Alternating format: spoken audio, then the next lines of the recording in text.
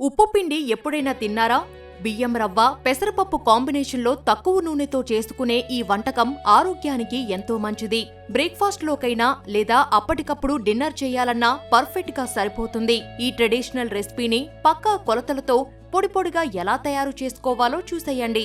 ఉప్పు పిండి తయారీకి కావాల్సిన పదార్థాలు: బియ్యం రవ్వ 1 కప్పు, నానబెట్టిన పెసరపప్పు 1 కప్పు, నూనె 4 స్పూన్లు, ఆవాలు 1/2 టీ స్పూన్, జీలకర్ర 1/2 టీ స్పూన్, మినపప్పు 1/2 టీ స్పూన్, శనగపప్పు 1/2 టీ స్పూన్, ఎండుమిర్చి 4, పచ్చిమిర్చి 4, ఉప్పు రుచికి సరిపడా, కరివేపాకు 2 రెబ్బలు.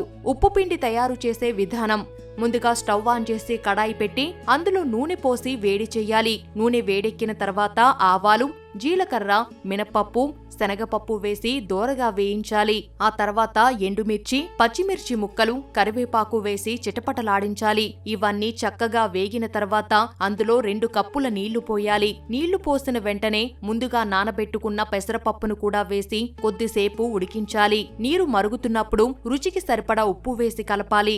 ఇప్పుడు మంటను తగ్గించి బియ్యం రవ్వను కొద్ది కొద్దిగా పోస్తూ ఉండలు కట్టకుండా కలుపుకోవాలి. మూత పెట్టి తక్కువ మంట మీద సుమారు 5 నుండి 8 నిమిషాల పాటు ఉడికించాలి. మధ్యలో ఒకసారి కలుపుకుంటే అడుగు పట్టకుండా ఉంటుంది. రవ్వ మెత్తగా ఉడికి పొడిపొడిగా తయారైన తర్వాత స్టవ్ ఆఫ్ చేసుకోవాలి. అంతే, ఎంతో కమ్మని ఆరోగ్యకరమైన ఉప్పు పిండి రెడీ. దీన్ని ఆవకాయ పచ్చడి లేదా పెరుగుతో తింటే చాలా రుచిగా ఉంటుంది.